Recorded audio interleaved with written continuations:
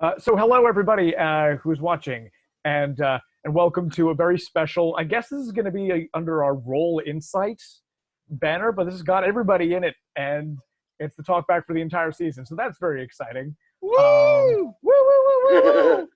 Yeah, baby. At the moment, I'm joined by Morgan Hardy and Antonio Cazar, very incredible members of the team, and had a very amazing role play experiences with during the God Heist. How are you guys doing? You can go first, Morgs. Yeah, I'm doing all right. I'm, as you probably said earlier, I'm a bit tired. Sorry if I look hot and sweaty. I've just come in from a ride on my bike, but I wanted to make the show. So, I chose that over a shower.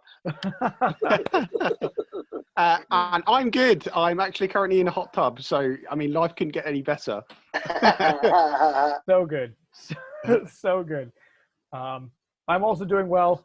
I'm actually loving the heat, which is not normal for me. So I'm just having a good time. It's been nice. We will shortly be joined by James. James is coming. Are those new glasses that you're wearing? Me? Yeah. I have a confession to make. They're not real glasses. They're blue light glasses. Oh, fair enough. I just like wearing them, and I like the way I look when I wear them. So no. Wear away. My daughter's got a pair of those, so they work very well. And I've got them on my glass lenses because I think they work very well. Yeah, for sure. I spend a lot of time on the computer writing and doing various bits. So it seemed like a good buy. Makes sense. They look very good. Oh, thank you very much. Very good. James, are you there? I don't know. Can you hear me? We can hear you. Yes, you're a little quiet, but we can hear you. Beautiful picture of, is that a dwarf? Oh, that's a gnome. A gnome. All right. Few inches different. There's nothing to scale it. Only in height, not in girth. Thank you. We Put can a make short asses to shame. How you doing, Jim? Long time no hear. Yeah, not bad. For some reason it won't let me turn my camera on. Ew. Odd. Technical difficulties forever. Always. Forever and always. How are you enjoying the summer, Jim? Yeah, not too bad. Yourself? Yeah, can't complain. Thank you very much. Yeah. Yeah! Hey, finally. He's alive! Woo! Kind of. Should we talk about the God Heist? Yeah. Nah. I think so. Nah. All right, let's do other things. No, I'm kidding. Let's pick noses and compare bogies. I got a long, stringy one. Have you? Are you playing with it in the bath? I'm not in the bath. But technically, it's a hot tub because it's got bubbles.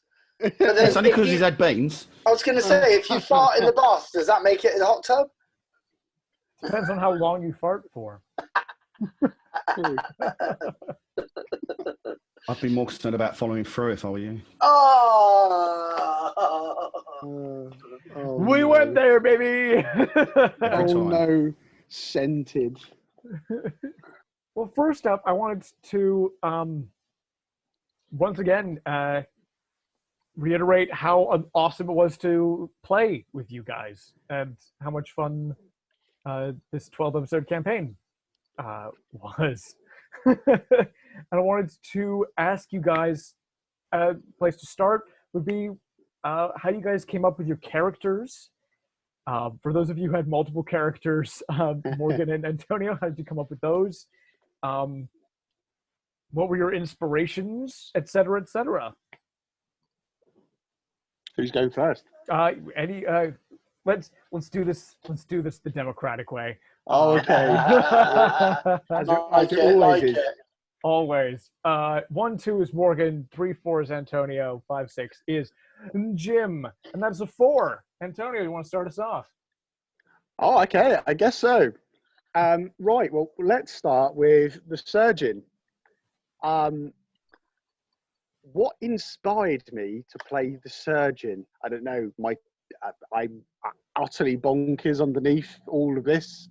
My screaming hatred for I don't know what, because he doesn't know what either. No, he's a very quite an interesting character because he's actually a good person that wants to do bad, which I've tried to portray, but someone killed him. So well, that's the second part of this particular discussion. Is obviously we only got a taster of the surgeon, which was such a shame because obviously I go into this, with a highly lethal world and a quest that involves a lot of unknown story variables for you guys. Oh yeah, and it was good. And, well, thank you very much. But I didn't expect to be killing people as early as episode 4, and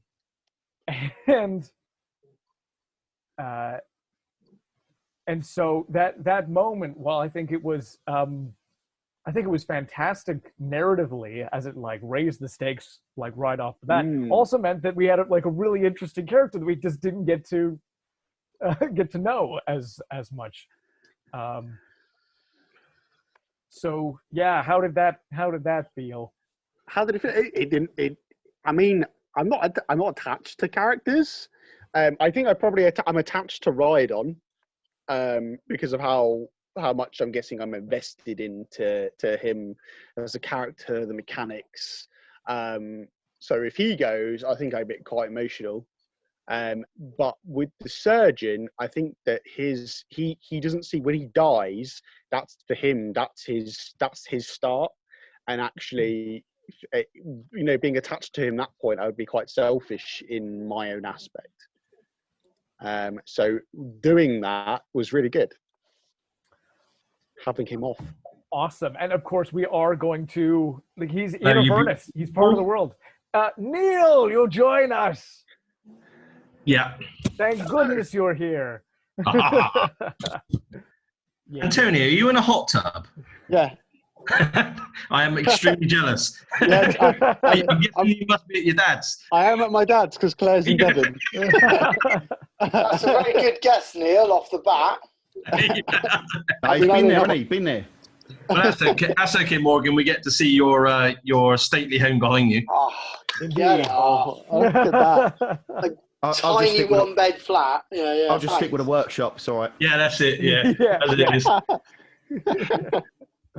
Yes, I see you've been making swords again. You can never have too many swords, axes, cutlasses, rapiers, daggers. I couldn't agree more. What? What have I missed anything? We were just talking. We were just going to go through how you came up with these characters and what inspired you. So we only just started. We were just talking about the surgeon, and obviously how much of a shame it was that he died as early as he did. But looking forward to seeing more of him. Later on. I mean, that's a hint, really, isn't it? I mean, he is coming back. Is that something that we can give away to the audience? Yeah, 100%. That inevitably will happen. Here's my philosophy on hanging threads and characters. You have to go back to those. You have to tie those back into the story. So somehow, some way, we will be figuring out a way for the surgeon. Well, I've already said if you kill off Tolton, can you hear me all right or not? Yep. Yeah. Good. I've changed it back. If you kill off Tolton or decide that he's moving on or whatever else, gets another job or whatever, ends up in the palace, then I've already told you what I'd play next. I'd definitely play a follower. I'd play a warlock following him without showing. That would be so cool. And I will not be the one to decide whether you can decide what Tolton is up to next. If you wanted him to go off and do something, and so you could be. Well, at the moment he's got a full-time job looking after what's it, hasn't he? Yeah. True. What's this got bird now? That's it. Yeah, that's it. Then the next is going to be the one shot where what's it needs to go and find a special stone for a wedding ring. Oh, we're writing it down right now. You heard it here first, folks. Special boat. Amazing. I've got a really interesting character concept that I'd like to play in the What's It and Thano heist. Yeah. I passed through with Josh, and it's been accepted, and I think you guys will really like it. Oh, I can't wait. I can give away that he's a goblin. Amazing. Yeah. So that is amazing. Yeah. Oh, that's going to be fun. I can't wait for that one. We'll have to figure out with your schedule, Neil, when we can do that. Yeah, no problem. We'll fit that in and stuff. Yeah, 100%.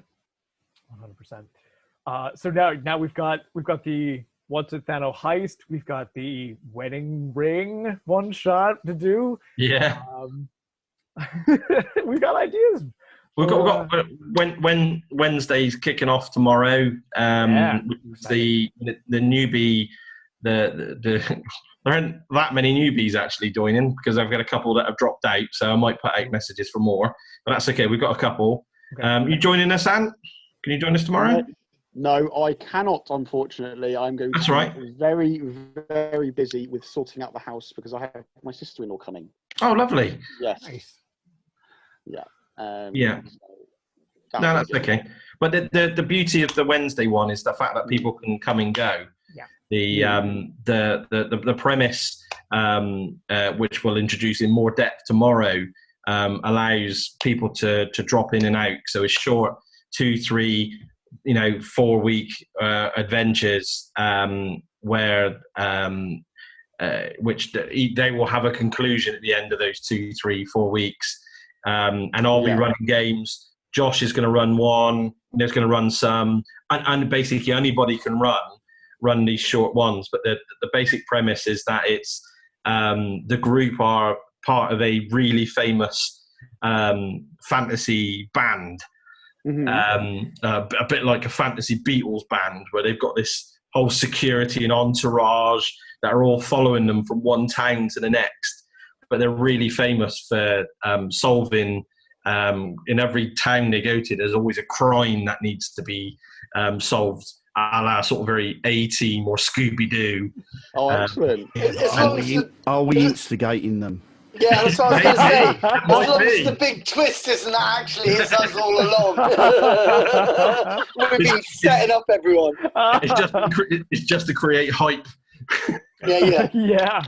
Hey, we've got to get well famous somehow. No. But being a newbie game, like I've never played a bard, so I'm going to play a bard for the first time. So I have to learn, what a bard can do, and try and develop my character. And it's going to be interesting. I like the fact that because it's a newbie game, that you can talk through what strategies this player might do, or what skills might they start learning. Which sometimes we don't have time to do in a big campaign. That you start off at level 4 or 5 or whatever, and you're straight into it. And I like the concept that people can come and go. The kind of a traveling kind of band means that people can do guest appearances, people can drop in and out. We can change characters. You'll all be members of that, either that entourage, security, or I am nobody's member. What's that? I'm nobody's member. Jim, you've got to be the lead singer of the band. You've got to. Come on, man. Come on. If I could sing, I would. No, I'm not asking you to sing. It's something that means that you've got to be the lead singer of the band. Yeah, but it's all about the newbie. I don't want to come in and tell them how to do it and everything else. That's down on them. You don't have to. But we'll see. But we're going to do a session 0 tomorrow. Yeah. And then everyone can sort of decide, what their comfort levels are, and I'm going to put another message out for some others and telling people what our concept is. Tomorrow we will have lots of people on. We'll tell them what it is, and if we've got way too many every week, then there'll be a take it in turns process. Yeah. And we'll go from there really. That. We can run on lots of people. It can be run properly, and Yeah. The other thing when before I knew that everybody was invited, I was saying to people like, if it's like there's too much of an influx, the other thing we can do is split it into two groups and do. That's the other option. That's right. Yeah.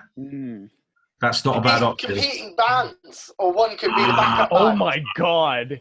You just blew my goddamn We're the headline mind. act, mate. We're the headline act. I ain't being no support band. No. But the support... rival bands. Yeah. Rival bands. Holy crap! We just okay. Session 0 tomorrow. We're gonna talk this through. Yeah, I'm liking it. I'm loving it. Rival solving mysteries. Rival crime solving bands.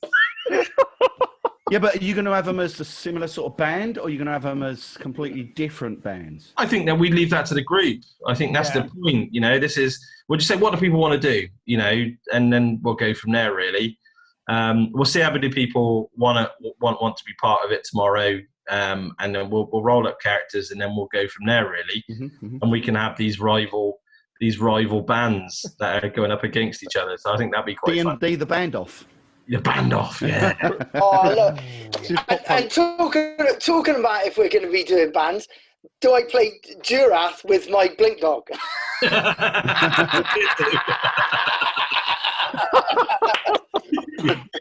I just had an idea that there is we can do this in seasons or as a campaign, but actually what they're working towards is they're heading towards a band competition. Well, basically, a band competition. Yeah. So, and that's the end of the season is the two bands are going to go against each other.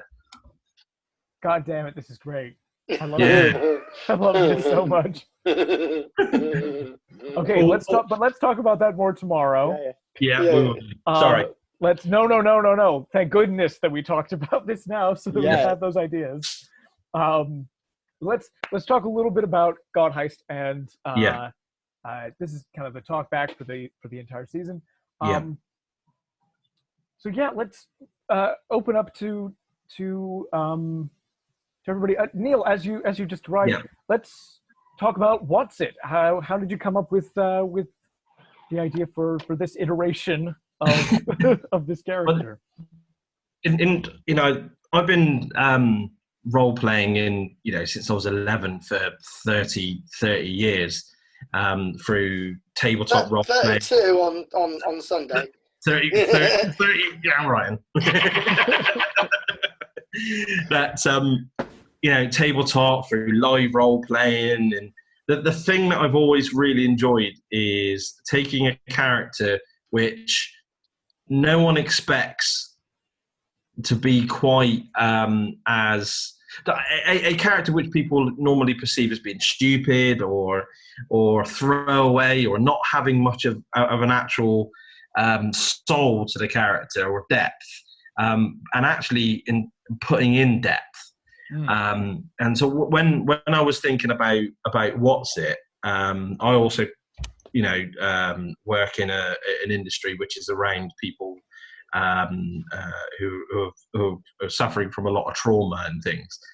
And one of the things I wanted to do was to start with a character which had some trauma, and that would actually be one of his defining motivations is that trauma and how he develops because of that. And for what's it was that he was treated like almost like the Cinderella character, where he was treated, he was beaten, mistreated, like he was nothing, and wasn't even given a name, to when there was actually a lot more potential in him, and he wasn't the brightest, but there was a kindness about him, and an empathy in a weird type of way, despite of all of this trauma that's there in him, and so I just created a sort of situation that was, that it could be plausible in that sort of fantasy world where he was taken as a child, beaten, not even given clothes, and very much like back of Notre Dame character, where was kicked out of the village because of this inner anger that he had, and chased away, and then was on his journey to kind of sort of find a purpose really from there, and a purpose in life. And as it turns out that he knows that his purpose now is to protect and to give chances to people, give chances to people that have not necessarily been able to have chances themselves. So it's not about protecting them. It's about giving them the things and the skills or the items or things so they can defend themselves. If they fail then that's up to them. They've died, but at least they've had a fighting chance. Absolutely. And that philosophy, obviously, you brought with you into the character. And it's so interesting, for a half-orc, the truth of that really shone through in my opinion, and the humanity and the compassion that he had was very evident, even as potentially you were making decisions that were for your people as opposed to everybody else around you, which became really interesting when you got your second character, Antonio, because there was this whole element which was not there when we had our initial core group of 2 leaders from Saigalia being on this mission. I enjoyed that. I'm quite happy to leave it at that. I really did enjoy having the ability to call in the backup if needs be, and I think that we needed it. and as well as having the power from your end, that would have been similar. But the quest for you was different. And the orcs was different, vastly.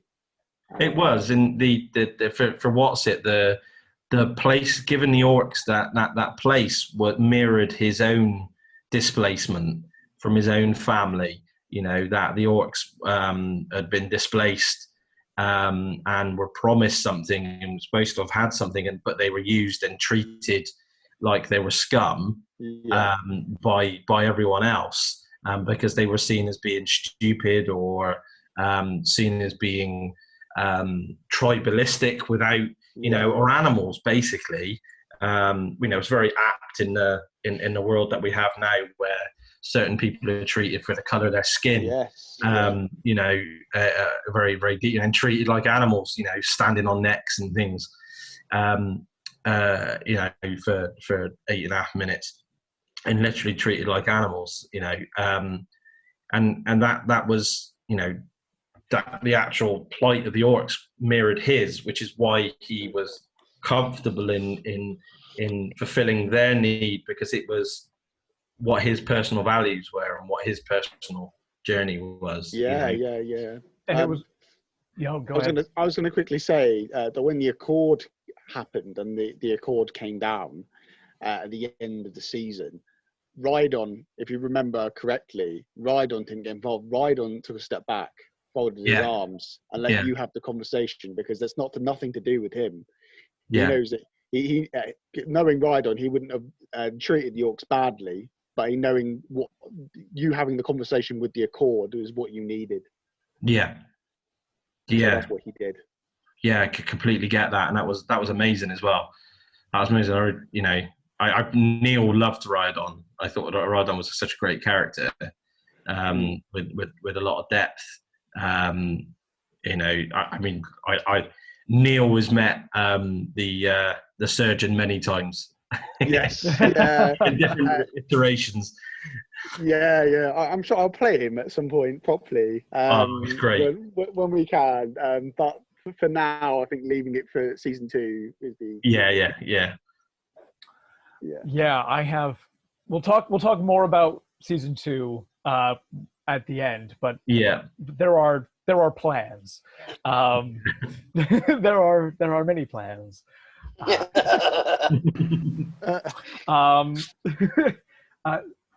Great, awesome, fantastic.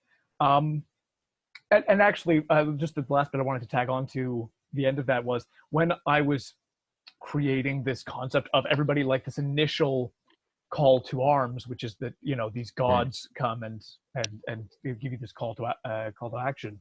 It became very easy for to become the champion of Grumsh, just because there was that incredible parallel between between your personality and values and backstory and the overall plight of all your people. You as just a great GM, were also able to really hone in on what people's characters were and how people wanted wanted from the role playing experience, and tailoring that accordingly. When you look at normal canon, Grumsh is very different than the way that we had it in our game, but it fitted so perfectly with Grumsh's approach with what's it was perfect, and my own personal belief of deities in a fantasy setting is that they would manifest in a way that character would understand and would appreciate. I mean, that's how I see it. It's not this one-dimensional, I am this aggressive Grumsh. Actually, he is going to appear very differently to one person to the next. And you did that perfectly. I thought it was amazing. Well, I think to add to that, Neil, like you're saying, I mean, you are an amazing GM, Josh. I love playing very with much you. So. I completely agree. But to reiterate what you're saying about playing Grumsh differently, that I think sometimes people forget that D&D and any role play that you play, there are a set of rules in a book that are written, but they're actually a guideline to play. And actually, it's more about a joint storytelling. Basically, if in my opinion, Dungeons and Dragons or any role play is about a group of people sitting down and telling a story. And the character sheet and the rules and the dice rolls are all about facilitating that story.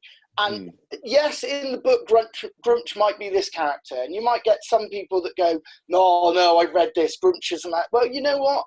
In our story, Grumsh is. And actually, everyone's story can differ. And when you start taking that out of D&D, for me, I think you lose the art of the storytelling. And then when you lose the art of the storytelling, you might as well be playing a computer game, because actually you're just trying to tick boxes. And for me, role play is not about ticking boxes. It's about the art of the story, and I think there's a side of it that, when you start adhering to the rules to the letter, one of the things I'd argue is actually it's down to interpretation, because you read a rule, and it happens in any game that we play. I'll read a rule, and it reads to me one way, and it reads to a person another way. Neither of us are right or wrong.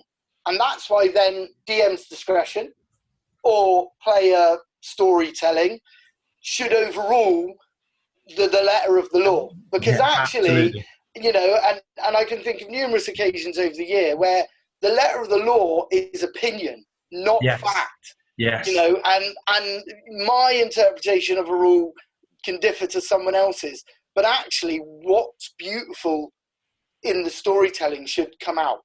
And that's why I completely agree with you. I mean, what role playing differs from any other form of entertainment, or whether you're watching it or playing it.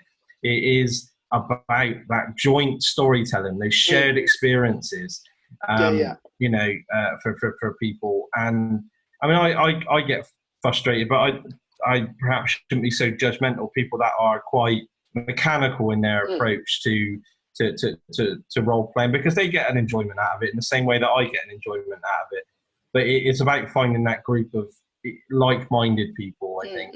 Yeah. Because actually role playing in a different form has been around for thousands of years. It's sitting around a campfire telling a story. Exactly. And that's that's the thing that I have been. I think this experience for me has been such a learning experience about all of this, about what it means to be telling a collaborative story, and playing this game, which can be enjoyed in so many other ways, because you get people who are like, I want to come to D&D so that I can take a big sword, have big muscles, and hit a dragon in the face, and that's completely valid. It is, yeah. That it's there for that, and and the people who are like, I want to play a video game but using my imagination as the engine, that it's there for those people as well.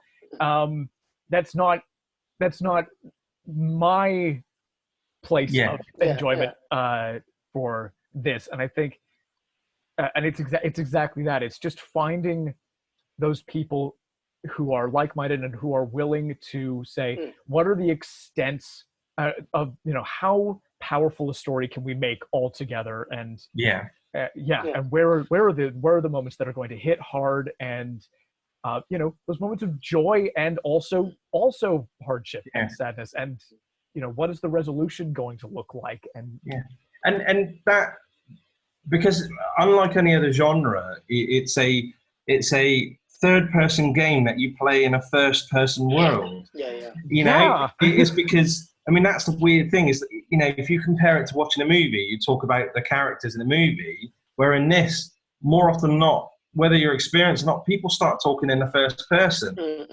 I did this, I did that, and very much that's so it's a living story, and the camaraderie you get with each other based on those formed stories are the same as life experiences I've had with people. They're the same. I mean, Jim, Morgan, Josh, Antonio, we've all role played together in different forms, and Jim and Antonio and I've LARPed together, but the physical memories of LARPing together is the same as doing D&D. They still are as powerful in my mind as any other. It's But I'd like to say, I think it's about the camaraderie, though. And it's like friendships that because there might be people watching this, and I know I didn't play D&D for almost 20 years, and you can fall in and out of love with it. And actually, sometimes it's about the group of people you're playing with. It really is. And actually, for those people who have fallen out of love with it and sort of are maybe a bit, trepidation, about starting again, it's find a group of people that you can have a laugh with. You can have a laugh with them on Wednesdays. You can enjoy it, and for me, that's what it is that yes, every form of the game can be played. I mean, that's why tabletop, I think, is much better for those people who are like mechanical versions where it's very sort of, but it can meet anywhere. But for me, D&D and role play in general is about escape from reality. So yes, the world is a crap place, and people are mean, and people are horrible, and people stab people in the back, and things don't always go according to plan. But actually, D&D for me is about coming out of that and then kind of living in a fantasy where you can be heroic and you build this. Let's face it, most D&D's characters or campaigns start off with 3, 4, 5, whatever random people meeting up in the sense of the characters, no reason to get on, and within one session our best buds that trust each other with their life. A lot of that's down to actually the relationships we have outside. Only everything in life was that easy. I know. If everything in life was that easy. But my point is that for those 2, 3, 4 hours, or if you're doing a weekend or a day or whatever, those hours are about just having that moment where it is that easy, and it is that enjoyable, and it is that fun, and that some random person you meet does help you save the world and doesn't end up shitting on you. Excuse my French. No. And that's what I love about it. Is that actually, I mean, and then one of the things again, to go back to the newbie game, I'm looking forward to is I like it when we discuss strategy and we talk about it. And also when we go, I'm not sure if that character would do that, but they might do this. Because, it's all about weaving that story. And to me, the dice roll, I love it. I mean, there was one session that we had during the God Heist where I took myself out of decision making, and like, many DMs do, did it on dice roll because I was like, I'm not sure that, I could make the decision. So I'm going to roll the dice on it, percentage-wise, my character will act like this. So the likelihood of doing that is very low. So, in doing it. And actually, that's what's quite fun sometimes as well, because you can take yourself out of being a character and then let the dice take control of the game, but then step back. And, anyone who's seen the God Heist will see, I'll be there. I'll roll a low number or a natural one, and my head's in my hands, and I'm like, oh my God, no. And I take it on the chin and know I've messed up. But then, like, I rolled a natural 20 and I'm almost jumping out of my seat. And actually, that's the fun for me of the failure and the success is taken out of my hands. Well, and the dice roll make the decision. But that's how it is. There's those times when you come up against something and sometimes, I mean, you see it all the time. You get that overconfident person that thinks this is going to be a cake. It really is. Walking up and that fluke. I just rolled a 1. Can't even hit something that is half my level. That's not even moving. I remember there was a one shot that we did that Ralph actually. Shout out to Ralph Whiteley who guest starred in God Heist. We're back in 1 second. Definitely. Amazing role player and a great DM. There was one time when he ran a one shot. It ended up being a three session game, and I'm playing this character who's meant to be like this buff bully, and I rolled more natural ones over the course of one of those sessions. I walked straight up to something and I couldn't hit it with a shotgun. You played the stereotypical big burly, jock type. Absolutely. In all the sports, number one, phenomenal, never misses a beat. Couldn't even stick his own finger up his nose without poking himself in the eye. No thing that I tried to do for like a solid 40 minutes worked. He was trying to hit something that was 3/4 dead, laying on the floor, not moving, and he missed. He missed. How? Well, that's just how it goes. But, we had it with that one, with that one shot with Ralph, where, we were all meant to die. It was almost Lovecraft. And every roll he made, we just didn't walk into the baddie, and like it just. Yeah, that's what I mean. Just absolutely hilarious. Just what's meant to be a death match just turned into a walk in the park. We wander out the woods all safe. Well, that's the thing. He made it. He rolled it the same way you was doing it. It was like random encounter. No, there isn't. Random encounter. No, there isn't. Random encounter. No, there isn't. Whoops. It ended up being so much fun. Like the unexpected makes it that. But I'm gonna quickly jump back to what you were saying earlier, Morgan, about that generosity and camaraderie and kindness, and talk about one of the characters who is low key kind of the glue that held everything together. Tolton. Let's talk about. He didn't do anything special. Low key is one of like the best people on the team. What are you on about? Yeah. What are you on about? Tolton didn't do anything. He killed the BBEG man. Come on. But you did the hard bit. He was sorting out people's weapons and armor. Absolutely. He was looking after people. Here's a secret. Here's a secret to anybody that's watching this. Jim will never take a compliment.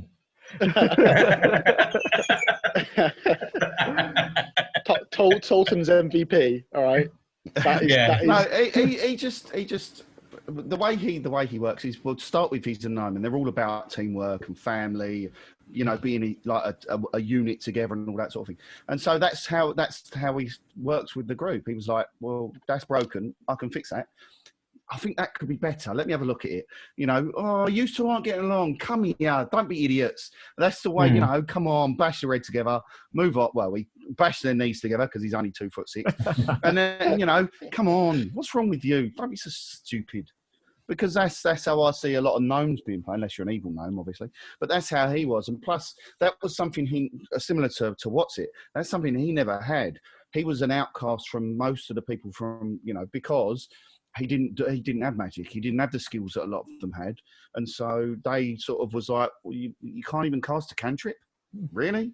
You know, you're a bit naff, aren't you? We don't want you around us. You might, you know, that bad vibe might end up on us and we might lose our magic. No, thank you. Move along. And so, you know, he just wanted to have everybody to have what he didn't have. And that's the way he worked it. That's how he saw things. I was so grateful as a GM right from the get-go, because you were doing things like you were giving gifts to Caleb and the orphans, and obviously later on you just started icing people with your crazy he just went all John Wick on people, didn't he? You really did. Like, it was I've had amazing. enough of you lot now. Out comes the big heavy crossbow. You're getting both, you know. But I wanted to address something about Tolton, which is that, you know, What's It has a very clear kind of quest that he's on, and a similar kind of thing to Riodon, whereas Tolton was less connected to the god that threw him into this situation, both from his own attitude and from just lack of contact, not being a cleric or anything. And so there was a potential for some storylines that we didn't get to, which would have been more Tolton centric. But it's about the group, isn't it? It's not about any one person. But that's exactly it, is that the group went through so many changes, from the surgeon to Nezumi to Thano, dying and cycling out into different characters, and through it all, there's Tolton in the middle, looking after What's It and making sure people are cool, and like just checking in and making sure that the new people are on the level. Glue is definitely the right thing. Yeah. Actually, that Tolton really was the glue for the party, because he was understated, and didn't, you know, never there to take the glory, you know, for anyone else, and actually was so important and an essential member of that group. Samwise Gamgee style, like nobody. But that's how I saw him. That's the thing. Yeah. And not just that. If you notice as well, I know some of this wasn't done on air, but when we were talking about different aspects or parts of the group makeup, that was one of the things. If you recall, I kept saying, "What are you doing? What's he doing? What's that one doing? You're all melee. You're a caster. Well, then I'll go somewhere in the middle, because I can. Oh crap! We're in. I'll drop my crossbow. I'll pull out a sword or whatever. The way artificers are, they can do that depending on, you know, battlesmiths can anyway. And so, but that's what he was like. You know, where's the niche? What do you need? You can do this. You can do this. Then I'll sit somewhere in the middle and I'll fill the gaps that you can't do the things of. Or oh crap, our healer's struggling. I can fix that one. You leave that. I'll do it. You're over there busy. I'll deal with this one. Or do you know what I mean? And that's the way he works. That's partly battlesmith. That's what they're all about. But that's just, you know, that's why it fitted him so well, because that's what he did. But again, that goes back to kind of the role playing side of things. That none of that was something that we discussed beforehand. That wasn't. No, I mean, and everything else. This is a ragbag bunch of people, and things sort of work itself out and they fit in, you know. And that's the beauty about role playing. You find your feet, you find your place in groups, and it, you know, that's why it's, you know, 75% a social thing. Absolutely. And I think, one of the things, and this is something I kind of put in one of my posts recently about What's It and What's Its journey, is that you can make D&D and you can make the storytelling of D&D whatever you want, right? And you can make the themes that you want to explore whatever you want. But for me, the fact that you're playing a social game, a collaborative game, lends itself powerfully, especially just lends itself very powerfully to themes about finding family and finding friends, and those bonds that you forge with people, and it's something that I will always endeavor to put into D&D games, and so wholly appreciate when people are role playing in a way that is conducive to that, in a way that is generous to everybody else, and and that's not to say that everybody trusts each other right off the bat, because they don't in the real world. But by the end of this, they didn't in the game either. They didn't in the game. That's the thing, they didn't. Absolutely. Yeah. I mean, a prime example. Sorry to interrupt. A prime example of that was right at the beginning when we was all summoned, wasn't it? Because if you recall, me and the surgeon were just like gods. Really? We don't need no gods. I know they exist, but there's other ways of doing it. Come on. Exactly. And then you had, that was when What's It and Alice Fane started to gel. They were like looking at us two, going, I don't know if I like these two. Which is such an interesting thing for characters who are on opposite ends of the alignment spectrum to mesh over. Because they're both they have something in common. And I'm not a huge alignment is a thing. Characters are characters, and I love the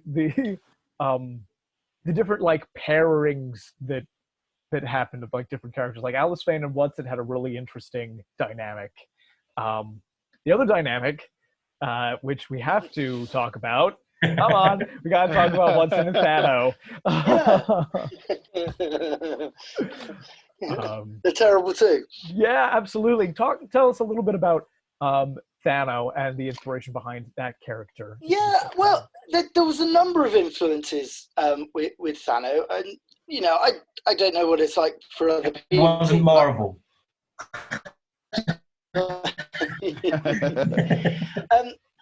Is that I think part of a character does come from yourself sometimes. So I think that the part of Thano where he was lost and searching for something, felt alone in the world. I think I was bringing a part of myself with that character. But then other parts of it, if I'm quite frank, is I found out what everyone else was playing was like, we need a rogue or something of that kind of thing. So I was like, well, great. I don't normally play a rogue. I quite like to play a rogue. So that was that part of the influence to it. And then also with the other characters and stuff, and not just so much the other characters that were there, but for me, I like having fun playing role play. So there's normally a comical side to my characters. And I think Neil and I, in the friendship that we have, I think, we work well in that comedy duo, but not going too comic that it's ridiculous. Yeah, that's right. So the character was drawn out of kind of all of those aspects, really. Just kind of bringing them together. Because I think yes, you've got to play a character you're happy with, but I felt with the group that we had, I wanted to balance it out. But again, I also like the idea that with the big group like that, having two characters that, the other team, the rest of the team might not take seriously, but actually are quite skilled and adept, meant that we could kind of, have our own agenda if necessary or whatever. And I think also it kind of gave a strength to it, because with our friendship, then other things were able to develop around it, like the relationship with Alice Fane and What's It, with Jim's character kind of bringing the group together. I think Neil and I, we played with that as well. So when there were certain aspects of the team either gelling or not gelling, we'd either play it up or play to it or play against it to kind of create that interesting kind of dynamic. Dynamic to it. And one thing I do try to do with my characters once I've designed them is be true to that character. So if something happened that I don't think my character would agree with, or my character wasn't happy with, or my character would do, I would work towards getting that done to reflect the character. Because I think sometimes, one of my big bugbears is like when you play a game and then people don't play the character, you know, and then they do something that kind of doesn't make sense to how their character is, even though there is a part of you that's in that character, so you've kind of got to let it develop like that. And I quite liked the comicness with, particularly the surgeon and Alice Vane being quite serious, dark characters, having, our idiotic, flicking bogies and spitting and being ridiculous.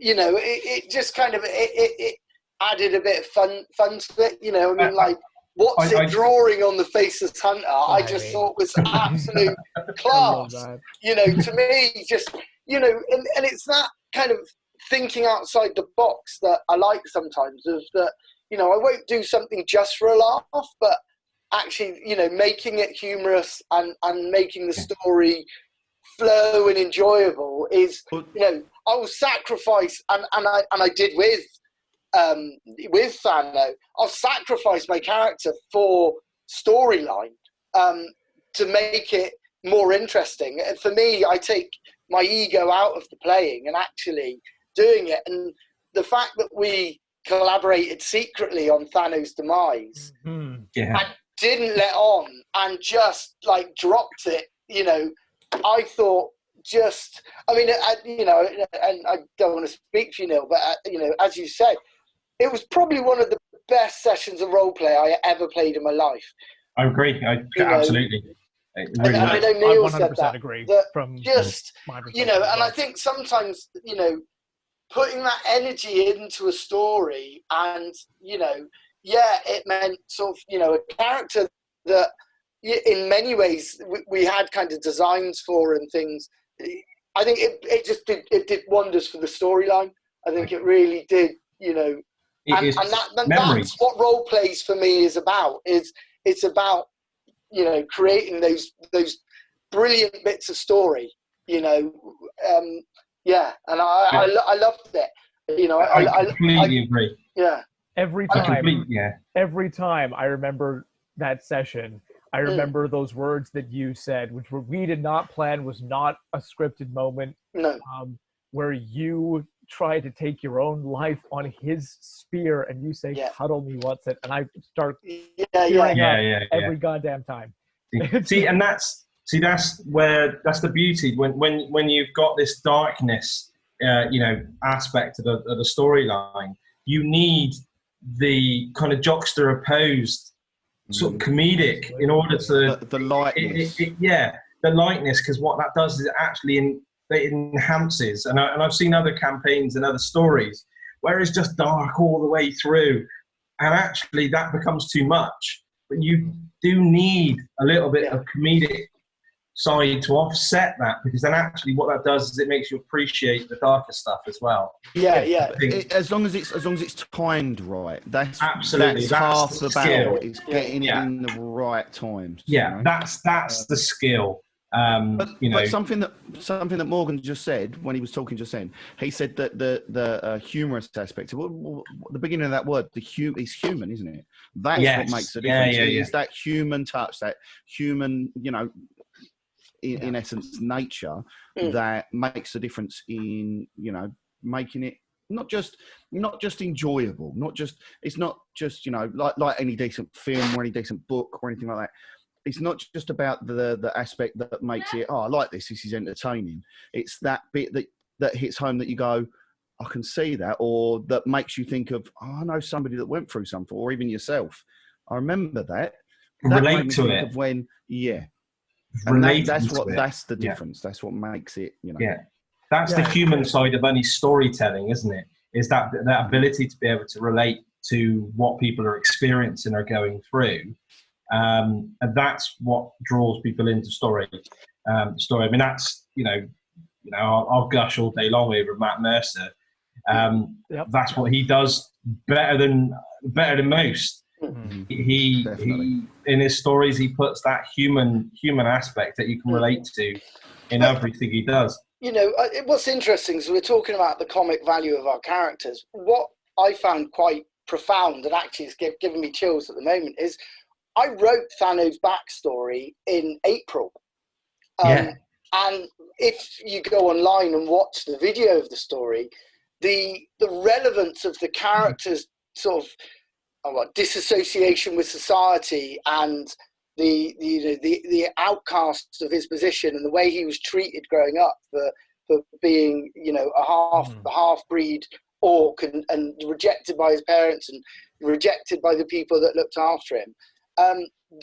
Then kind of what I like about D&D is that it gives a platform for those kind of bits in society where actually we can create a discussion about relevant things that are going on in a way that some people might not access it. And what I mean by that is that for all the things that have gone on in the Black Lives Matters, a lot of people have ignored it and they deny it. But actually, doing it on a role-play platform, it can then give people, you're talking about it indirectly without saying it, and hopefully they pick up on the analogy. And like Star Trek was very good at that. The first interracial kiss, the first, so much of stuff that they did in their storylines were a reflection on the wrongs of society told in a story on a platform where people who might not access that or listen to someone who is trying to fight for civil rights and justice, but actually they'll watch an episode of that and go, oh, it's really interesting how those people have been treated badly.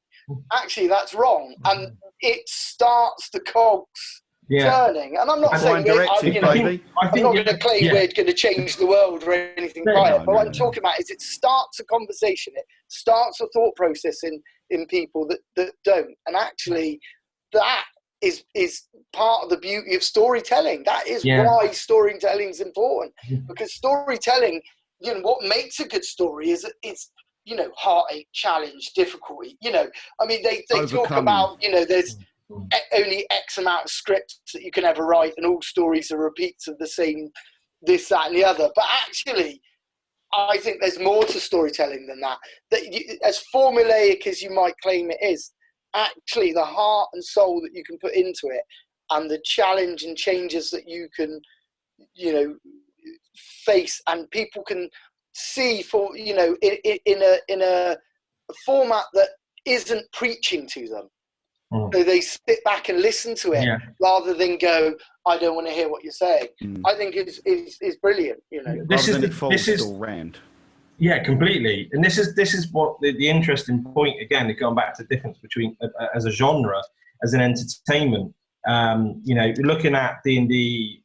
I mean, we've created a show that we're doing, but if you actually take it for what it is, it's a participation thing. That when you watch a movie like Star Trek, who I love so much, that it taught me a lot. I would say that it almost part parented me. It takes me back to the Simpsons episode, but. And it's far better than Star Wars. Anyone who thinks any different are wrong. That's not what we're here to talk about. You're right. We're not talking about that. I like both. I'm not fussed. I like both. But they're different things. Yeah. Oh, come on. The last Star Wars movie, that pretty much... Star Trek's never made anything that bad. But anyway. I'm sorry. Except for Discovery. No. That goes to Disney sponsorship then, Neil, for God's sake. No, what is it? Star Trek, which one is it? The one with Zane as the baddie. Was it Zane was the baddie? Genesis, is it? Oh, no, no, you're talking about Insurrection. No, Insurrection was all right. Yeah. It was the last Next Generation film. Oh, that's Nemesis was the last one. Nemesis. That was awful. But that's not. It's still not as bad as the last Star Wars movie. Anyway, that's the first time I considered walking out of the cinema. Let's just clear this up. Stop. Back to my point is that sci-fi more than most genres, including sci-fi fantasy, more than most other genres, were amazing at social commentary and expressing that through social commentary. What's different about role playing is not only has it got you can explore social commentary as a viewing thing, but you can experience it. That's the difference. There you go. You see, so for somebody who perhaps is disconnected from the ideal of Black Lives Matter movement, if you can experience that from a role-playing point of view and experience by that projection of that role-playing from what it's like for your character to be prejudiced, a minority, an outcast, then you can relate to that story a lot more, and that's what makes it a very different genre. And I'm gonna say, I'm gonna jump on that bandwagon a little bit and say, I obviously did not role play one character for this. I played all of the side characters and things, but I went a lot deeper into some characters than in others, and actually developing Henua as a villain and getting to play her because that developed. I did not have all of the details of why she was the way she was when she started doing horrible things, like in episode 4 when she was this person who ended up ending the surgeon out of this hatred and prejudice against anybody who's half different devil, and these people who are different, we still need to do whispering to Tolton how much she enjoyed killing his automaton companion, and all this stuff. You did. You played that character, or you designed that character and played it so well that the hatred that I had for her was so deep that I'll explain, because obviously Thano didn't make it to the end. I had thought up that if I got to the end and I got my one wish from Grinch for doing it, that my wish was going to be that she was tortured to the point of death for 1,000 years, and just as she was fading away, it would restart. You were going to would just keep going in a cycle of 1,000 years of torture, where the pain got so unbearable that she got to the brink of just slipping away and feeling that piece of death, and then bang, she was back at the beginning. And actually, just on the point of oblivion. That feeling of release would then create more fear than the 1,000 years of pain, because she knew that it wasn't going to stop. It was going to restart with intensity. That's how much I wanted her to suffer. Go on, Neil. No, go on, Jim. That's right, go on. I said, I was contemplating on wanting her to basically be what's its magical focus in an indestructible glass ball that he could basically just torment all the time. That was actually his magical a bit like focus. In Nemo. Like in Nemo. Fishy, why are you still fishy? It's exactly that. And he could just get out when he was just annoyed and just shake her or something like that and just annoy her. I did contemplate asking that because I thought that'd be really funny. Well, were you saying that? I'd already been messaging Josh about, I want to do this. If she survives at the end of this season, I'm going to do this. I'm going to do this. This is what I would like. I had so many messages. Antonio was messaging me about what he was going to do. And the surgeon was going to be underneath my glass patio, boy. I was going to be walking on her. But this highlights the point we're talking about. Think of the discussion we're having, and actually, this is just out of how one character acted, and the way she treated people. We are so angered by how she treated people badly that and again it goes back to the conversation we just had about Star Trek, of actually, although we're arguing, it creates a discussion about negative behavior, not being happy with how someone's done something, and actually we want more and better things out of life. And you know, that proves the point of the discussion that we're talking about. You know? That's the thing. I mean, it's all right. Tolkien didn't like her for personal reasons, but that wasn't just the reason he didn't like her. He saw all the things she was doing to other people, because he didn't worship a god, and yet he saw what she was doing to the gods and the people that were impacted by the fact that she was doing these things to their gods and stuff like that. And he was like, "Nah, that's just wrong. That's not what you do. Yeah. That's not how you don't treat anybody like that, regardless of who they are." But in the same breath, Josh, I think it's good that you didn't fully plan her out, because when you fully plan something, when things start to change, it makes it very difficult. Well, that's exactly what I was going to say. That's dynamic dynamic GM in dynamic storytelling, and that's one of the things I learned early on when I was GMing, that you have to, and the bad role, that adaptability, that role playing.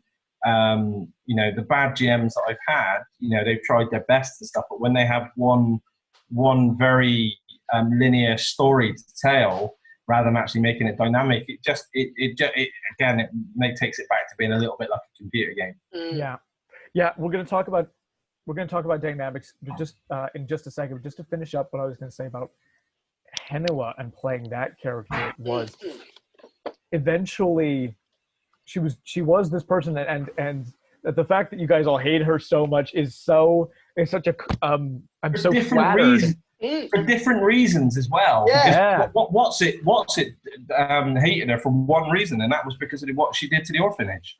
Yeah, and he didn't care about what she'd done to the people of the land, purely about what the orphanage. And Thano hated her for her making him think that she had murdered Yeah. That Neil was fun to come up with you. Yeah, that was great. See, I felt like she broke the fourth wall with me because I actually hate her. Yes. Yeah. It came through to me, and I thought to myself, "Oh, she's a bitch." Yeah. Something that I was just thinking, you know, Yeah. just another flick thing that we could possibly, obviously it's down on you, Josh. So, we've played it from our character's point of view, our character's perspectives. Mm-hmm. Mm-hmm. Wouldn't it be interesting to play it from people following her? Well, yeah. That would be interesting.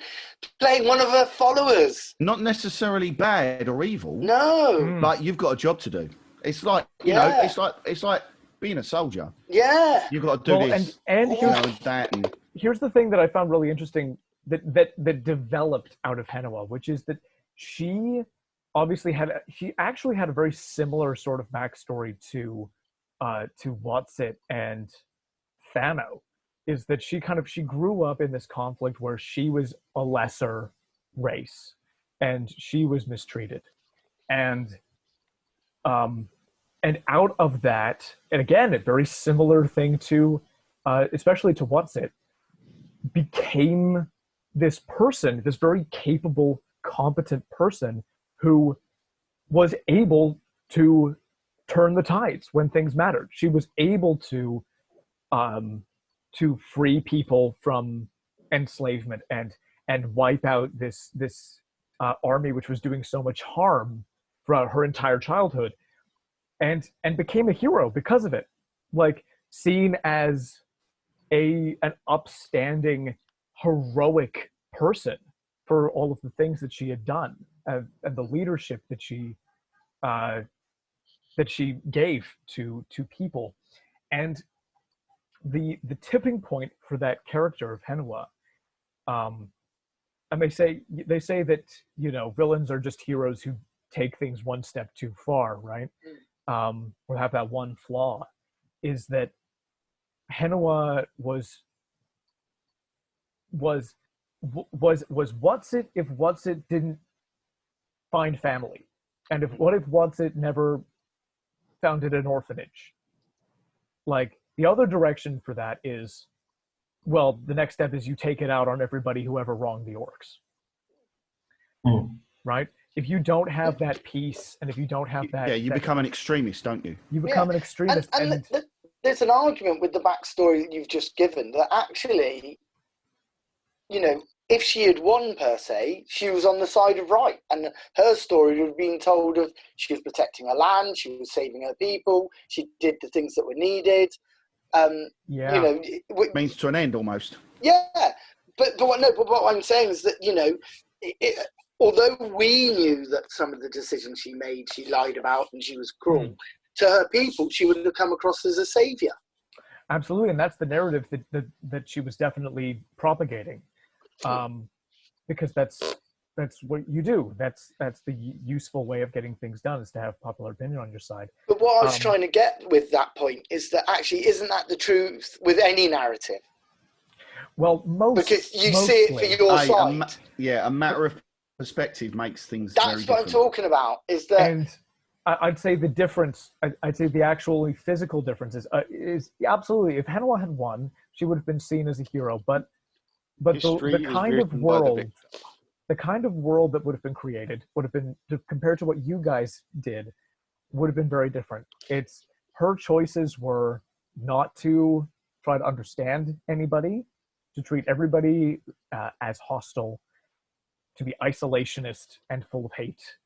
And that's the kind of world that would have been propagated, is Volpakar as an isolationist, power-hungry, potentially war-mongering, you know, she communistic state almost. Kind of that thing. And it's the case that Henwa was running out of people to fight when you guys showed up, in terms of her own personal character arc. And who knows what would have happened if you hadn't shown up. But can I ask you, Josh? Yeah, of course. One thing. Was there any inspiration for Henua? That's a good question. The inspiration for Henua. Initially,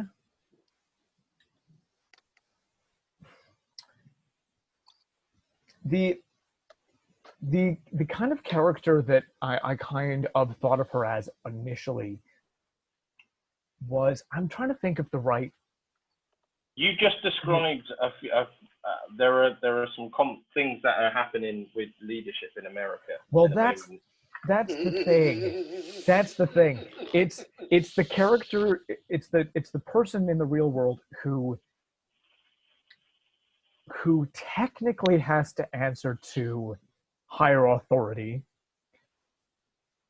but based on what they want to do and what they think is the best thing, are willing to circumvent, and will circumvent whatever anybody else says and create a narrative that paints what they've done in the right light.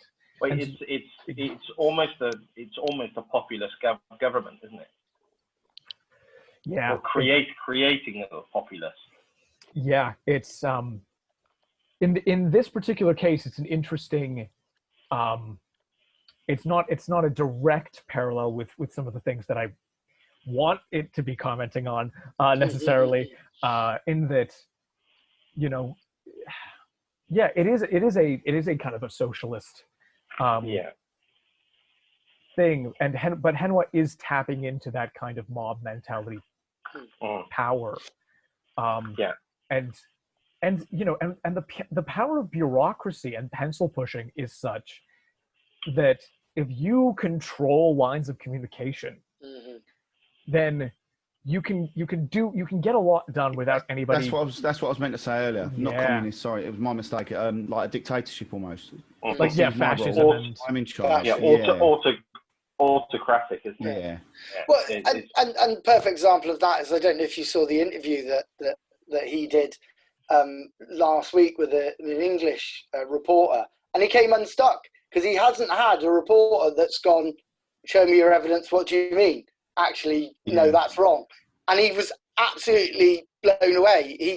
He looked like a kid trying to give a book report. Rabbit in headlights. That hadn't done anything and read the first page. Hadn't read the book. Held up a bar chart that had no markings on it, going, this chart, and the bloke's, what chart? What does that mean?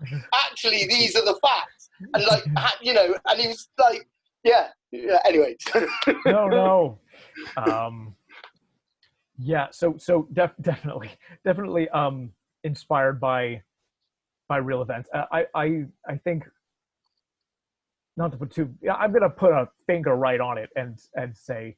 Well, don't forget, you can cut out anything you don't want going on. I can cut out anything I don't so want to say, but no, I'm gonna talk about stuff. Is that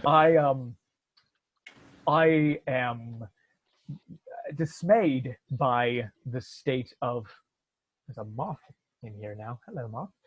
I am dismayed by the state of Western democracies around the world. Like, and dismayed not only because of the people who have been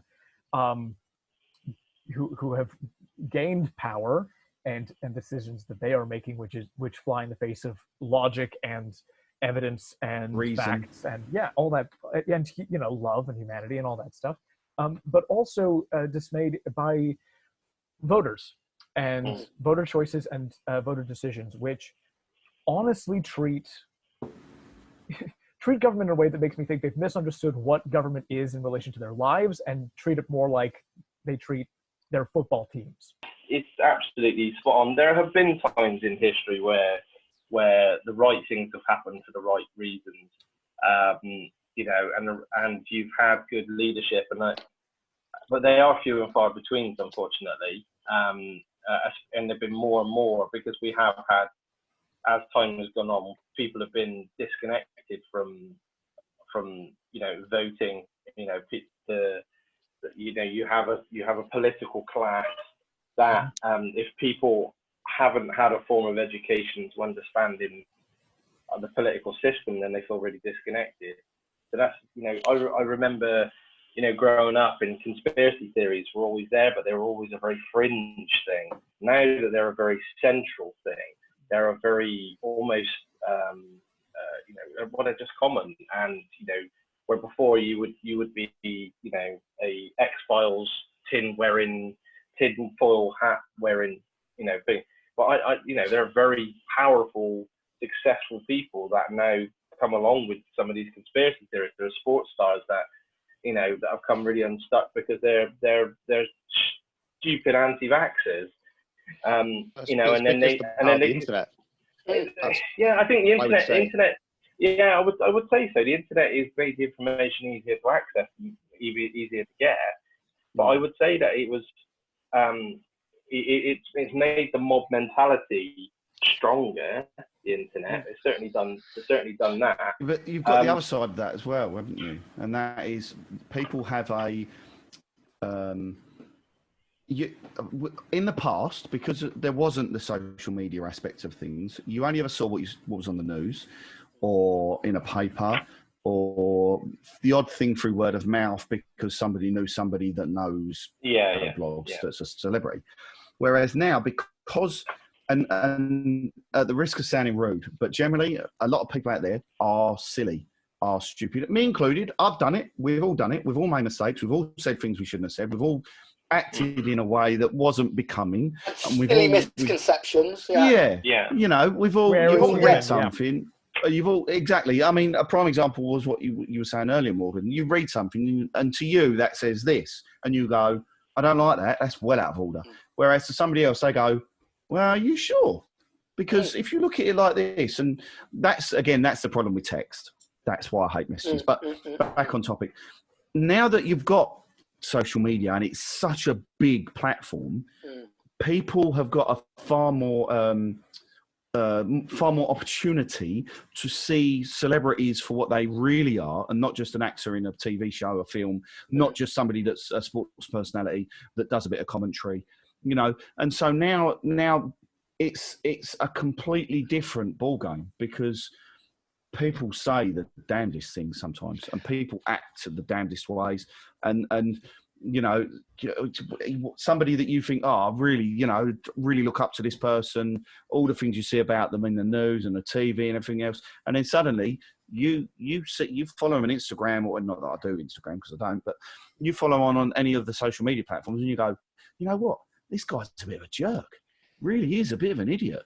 But on You the know? flip side of that, though, what you also get is people in, high levels of power Mhm. who can tell blatant lies that are totally discredited, but they keep saying it and they keep repeating it, and people start believing it. Until it becomes the truth. Until it, Yeah.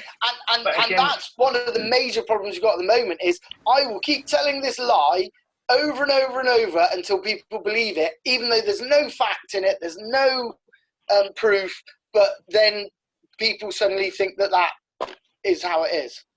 1984. Yeah. One of my favourite books. I love it. Yeah. And you know what? I've Very just interesting. got Animal Farm again. I haven't read that, and I'm going to read that again. Oh, it's beautiful. One of But my then, favorite books, for someone sure. will watch this and say we're commies now. But if you actually read those texts, they're anti-communist because they show the foibles of human society and how anyone in power who gets power, even if they're doing it for the greater Corrupts. good, looks after themselves as corrupt. So if you do think any of those texts are communist, you actually don't understand how to read.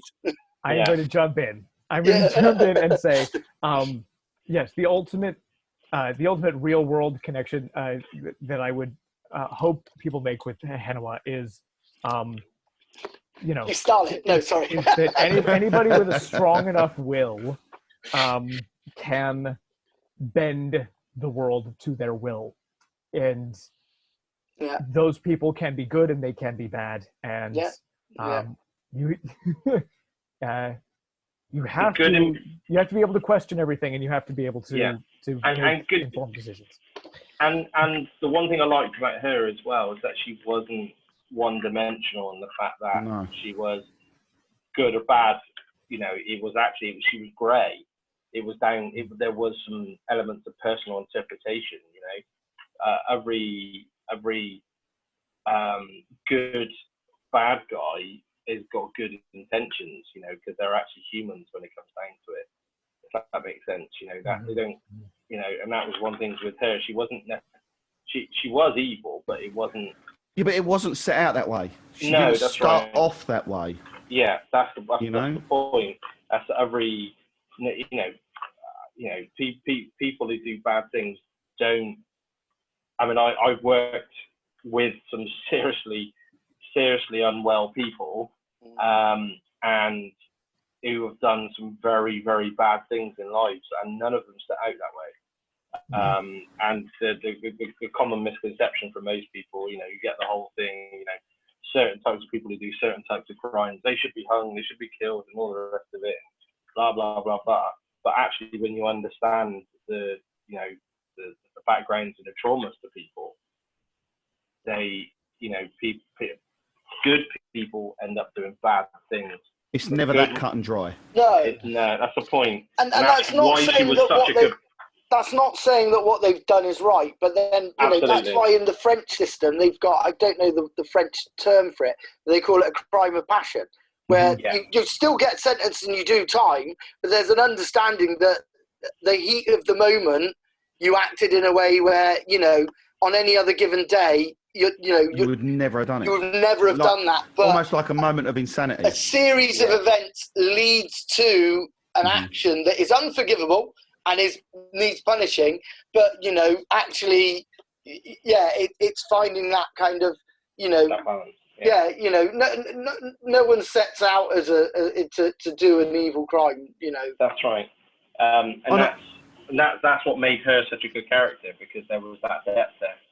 Yeah, and that's one of the things that I really liked about it, was that I understood why she was doing it. I didn't like her and I hated her, but I got her narrative and it made sense. And that's why it made her actions plausible and believable, because actually it wasn't just, you'd created a character that was a bit of a for the sake of it and was just being cruel to be mean. She genuinely believed she was doing it for the greater good. Right thing, yeah. And actually, a lot of the time when you're telling a narrative, how you look at the end of it is what side of the story you fall on, the winning side or the falling side. If she'd been on the winning side, her narrative would have been she was doing it for the greater good and she saved the ends justified the means. The ends justified the means. And actually, whereas, if you fall on the losing side, then actually what you did is abhorrent and you're an evil person.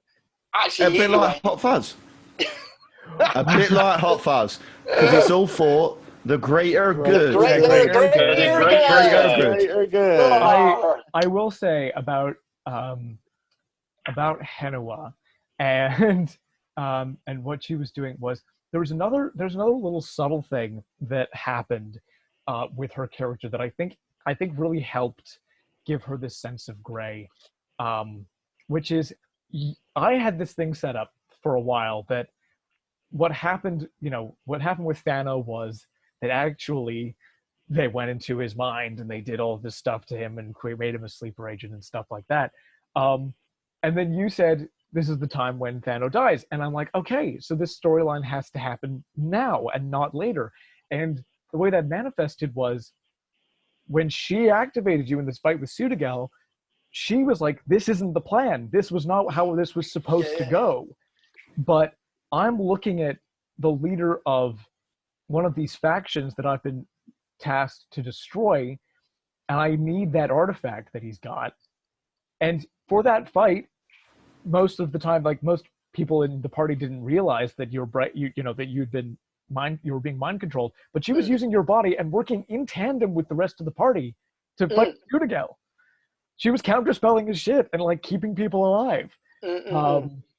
And as subtle a thing as that was, her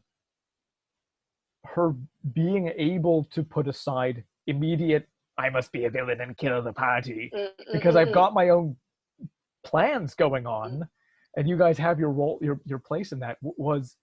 It helped me understand her character better, and it's so easy a trap to fall into GMing, having your villain be like obsessed with the heroes and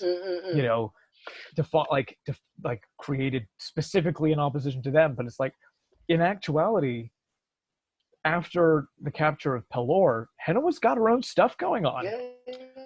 But that's why I think your narrative as a DM is so good. It's because you're play, even though you're not those characters in the sense that you're the DM, you are playing those characters how they are meant to be for that story and for their narrative.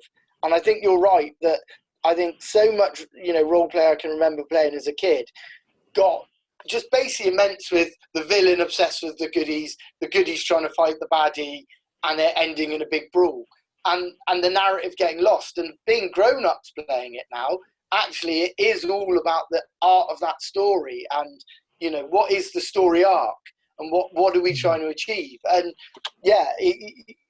you did it brilliantly with her. And absolutely, I think favourite kind of arch enemy I think I've ever played against, because it was played so well by you that it inspired me. Like, we had conversations off camera, like, and like when we chatting outside the game of what the hell are we going to do with this character. we want her like Everyone. And we were actually starting to be like, we've got this mission, but we want to get her. And actually, how far do we want to go down this mission? Because if we don't bump into her again, we're not going to be happy. Yeah. Because we want her. There was an OCD. That's why stood there with this wall of fire in his place. He's like, nah, that ain't stopping me. Yeah. I will literally walk through a wall of fire to get to you. Yeah.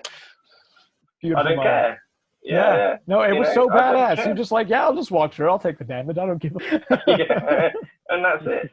I did not care. I'll do it, and I'll look cool at the same time. I really did. Yeah, and that's you created that want and that hate. The trick will be to try to top myself next time. I got no doubt in any way, shape, or form that you will, Josh. You set the bar high. What the fuck am I gonna do now? The surgeon could have like a dimension door open up, and like you guys can come down for a party and Avernus, or we can take it in turns, battering Henua. Well, you've got a few options here. You've got a few options, The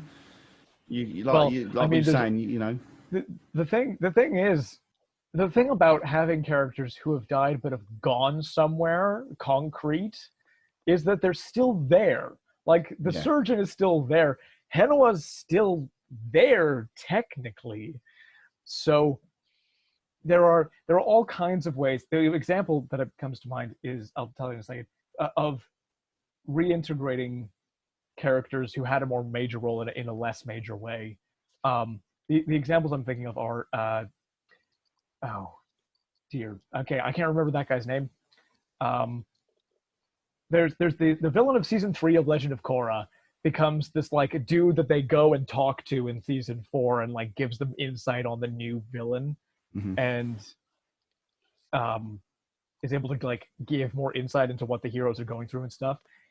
That was really good. And also I think Bleach is a very flawed manga, but the major antagonist for most of the series also becomes one of these supporting role, very interesting guys who nobody really trusts them. Yeah, but that's what makes a good villain. Everybody, you've got to love to hate a good villain. Absolutely. Absolutely. Or a good villain can be somebody, like you said, you detest them for whatever reason, or it can even be that you can see why they've done what they've done. You don't necessarily agree with it, but these are all the concepts of what make a good villain a good villain. You know, the Emperor from Star Wars is a good villain because, hey, I'm going to pervert everybody to what I want them to be. You know, the Borg are a good villain, not because they're evil. They're not evil. They're not innately evil. Yeah, they're not. They're quite the opposite, in fact. They're about as neutral as it gets. They are, exactly. They are the extreme of neutral. Yeah. But yeah. I mean, that's the creating a villain is. I've always. I think I've got it in my long running campaign, which you guys have played in. Yeah, Boar as a bad guy is very easy to get people to hate him purely because he's so incredibly annoying. Where the skill will come as that story develops is as his motivation and the things start unraveling and you start uncovering. Because that's what I find it easy to get people to hate a villain. What you've done, flip it. I want to flip it, and that's what and there is elements of what I'm trying to do with that campaign, which you guys will uncover. But Josh, I'm going to learn from you because you put a lot more. There's so much more skill in how you develop that villain, and the depth you put into it, and that I want to learn from. I mean, the great course that you've been kind of putting on this mad journey to create this show, which is another thing that may be coming. You might see us on the BBC at some point. But heard it here first. Yeah, exactly. that you're creating on that, and I always said at the very beginning is that one thing I wanted to learn from storytelling was actually how to create a multi-dimensional bad guy, and you do that so well, and you did that so well with her, and I'm still learning from you about that. Well, that's very kind. But even not just Henua, I've got to say that the episode of the Faceless Hunter, I've got to say, is actually, again, probably one of my favourite chase semi kind of combat. Like, my heart was pounding. That was fun, honestly. I had all these visions of, we've got to reroll characters and we're only like one session in. I genuinely, there was a side of me where every round I was thinking, this is it. One bad roll and we're toast, It definitely felt that way. It was very much like the Liquid Metal Terminator time, wasn't it? Yeah. But what I was going to say is that what you did there is that a Faceless Hunter in not in a rude way, but it's quite a one-dimensional character. It's Absolutely. A faceless hunter, and it's what it does. It's one job is to hunt and kill, and it, like you said, like the Terminator, Jim, just it keeps going. It's cold, relentless, and never stops. Yeah, but one thing is that, but you you did the narrative in a way where, like, genuinely my heart was pounding. I was like, oh my God, like, you know, we're not going to make it. And that as well is a skill, you know. There was a nice moment that Neil, the role player, felt his character, because you did so much damage, you know, and all very confident that, you know, I've got high AC and quite a lot of hit points. And then with it, one go, bam. I was like, bang, hang on a minute. This shit's just got real. Well, here's what happened behind the scenes with that fight, right? Is I've created a character and an enemy type, and it increases in accuracy and damage depending on what happens. More involvement. And I'm adding D6s to its damage rolls behind the scenes, and it's rolling really bad damage rolls. So I added D6s and then got like 1s and 2s. And so what was experienced was low damage, extremely high damage. Yeah. Which you was, also coincide in that. Your choice of music is also amazing as well. Oh, well, thank you very much. And it was theme tune. But I think, you know, what you've just said there about your roles, Josh, for me, that's what I love about, you know, Dungeons & Dragons and role play in general, is actually that when you get those genuine roles like that, where you're getting 1s and 2s and then bang, it hits, it just adds a flavour to it. Because to be honest with you, and I think that's why one of the reasons I found it so, like, you know, genuinely my heart was going, was because, you know, it was 2, 3, 4 damage, 6 damage, you know, not very much. And then bang, like, just unbelievable. And then it was like, oh my God, one hit and we could be done. Yeah. Because Neil at the back had great AC. Well, well done you. But when I saw that damage, I thought, I'm toast with one hit if I get one of those. And I knew most of the other parts. Yeah, but in the same breath, I know this is going to sound a bit weird, but in the same breath, that sudden spike, that brought the group together even more, because Colton was like, you've just been really hit hard. I was like, I need to do something here. I'm going to try and distract it by doing this. I'm going to keep you alive by doing that. You need to run. You need to run. That's why, if you notice, he went, I'm going to stay 2 foot behind whoever's last. I've not been hit. I've got good armor. I'm on a mount that can move faster than most of these when it starts running. I can take a smack. You lot, you're in shit street if this thing gets on top of you. So because I was near the back as well, and then together. No, you're right. I was at the back as well, and I just, like you said, get going, because I suddenly had this realization when you got your big hit, Neil. I thought that you know, I wouldn't be able to take that. That would be done, and we haven't even made it to the first village. It's the bit from Aliens, isn't it? It's the bit from Aliens when is it Hicks or Hudson when he goes, "Game over, man, game over." Yeah, I definitely had this this fear image flash through my mind. It's like, it's episode 2, and the only character who is going to survive is Nezumi. That's because she climbed up the tree and stayed out the way. Yeah, and she just kept running. I was like, you did the thing that the NPCs told you to do, and you're going to survive because of it.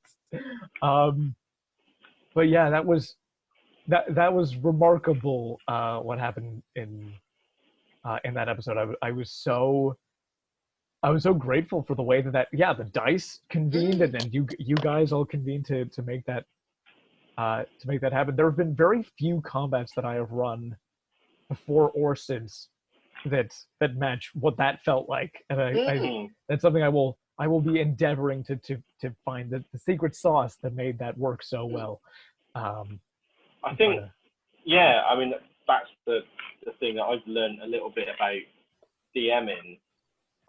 More than playing, actually. Sometimes I can plan all I can plan so much to create an atmosphere and create everything. More often than not, it's the randomness that is what actually creates. We were going to talk about that. Yeah. Go on.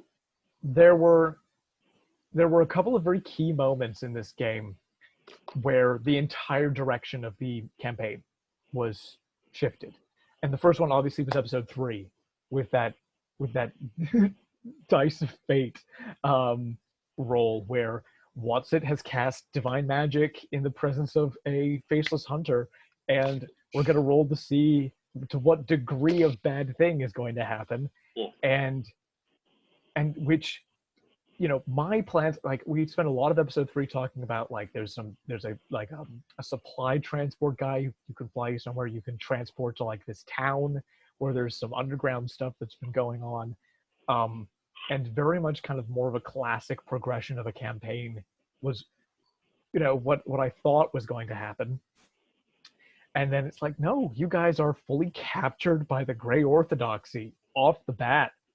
And which, you know, I still think we could have took her there and then. if you The guys, way our dice was rolling. I tell you You were what, I was doing a lot better so vexed with that episode when they banged us up. Like, I was so gunning for a fight, and then just, no, you're in, you know, they're wrapped with that weapon, you know, the ball that puts the coils around you, and I was just like, that quite a few times. There's one thing I said this to Josh previously. I deliberately switched off a lot from plot stuff that was going on, purely under the basis that What's It didn't know what was going on. It wasn't the brightest.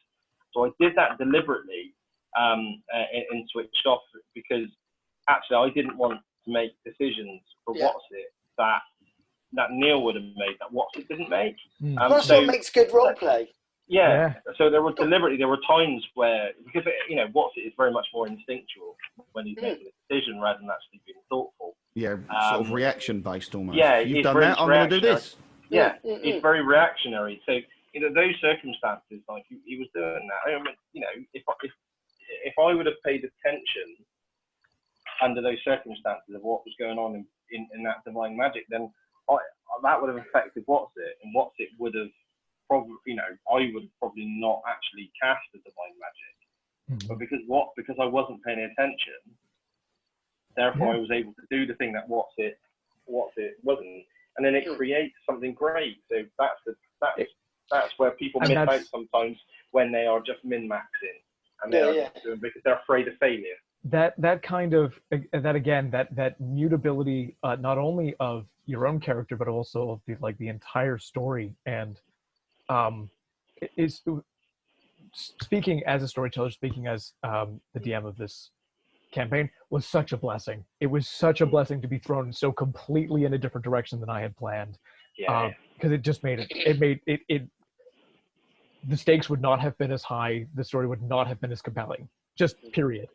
But I think, you know, one of the things I want to say is that, you know, we've spoken about these different episodes, like the Faceless Hunter, you know, exhilaration, the heart pounding, you know, the next episode, absolute frustration and anger at being arrested, you know, the next episode, you know, kind of despair at believing someone's died. I mean, I'm talking from my point of view, my character's point of view, despair at thinking my best friend's been murdered.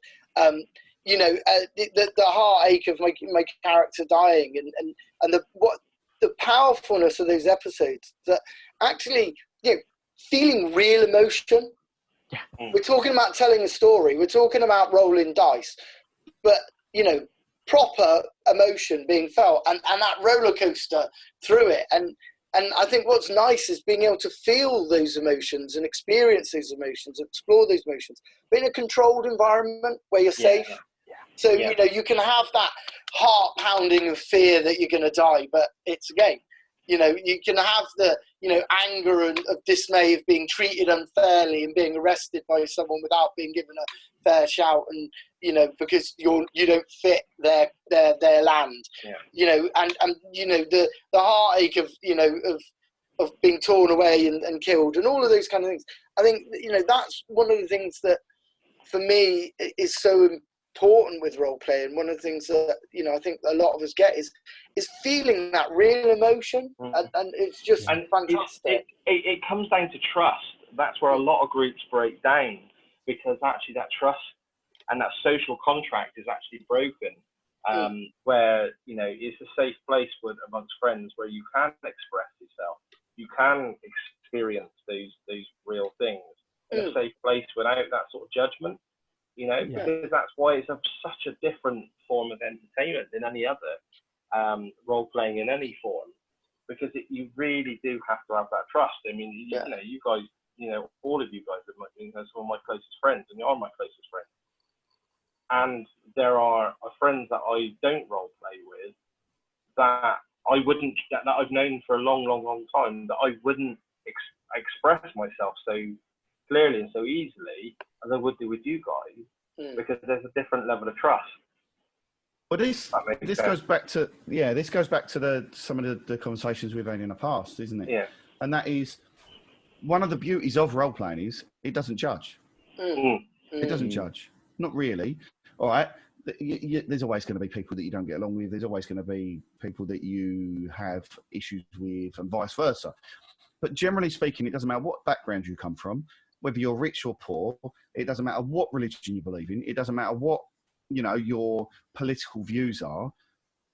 It doesn't matter whether you're a geek or a nerd or a jock or the biggest I'm down the gym, rah, look at me kind of person in the world, or whether you're stick thin and 2 stone soaking wet. People don't care. They come for the story, for the fun, and for the enjoyment of company where people don't care about stuff like that. Yeah, Exactly. And if you come to that space with respect and in that spirit of coming, for the sake of the story and for the game, then nothing else, nothing will break that social contract. Yeah, which is why we chose to do the newbie thing, because actually that was we were conscious that that we can do this all day long with each other, but actually there is a social obligation to help other people come in and experience that same thing in the same safe way. And there is an obligation for us to go and do that with new people. And that's why we wanted to do that. We want to open up and say, look, this is what we are. This is the hobby. We want to help you in that way and welcome people, because it can be quite daunting to access because of all of this. Because you need to have that trust, and a lot of groups break down because there isn't that closeness, there. I mean, like the Josh, I've known each other for about a year now. It's probably about a year, something like that, isn't it? Probably less than a year. It's not been a year. Yeah, it's less than a year. We found each other, because I advertised for a role-playing game. I know. And the craziest. I wonder where that was going then. Such advertised encounter for such an important friendship in my life, and such same, and I came to as one of my real true friends and close friends, and absolutely very very quickly that can blossom. And Antonio, actually, something it was similar, but that was through laughing. Jim, I've known you for a million years. Moggs, I've known you for a million years. Different, differently, and that's me and Moggs know you very differently.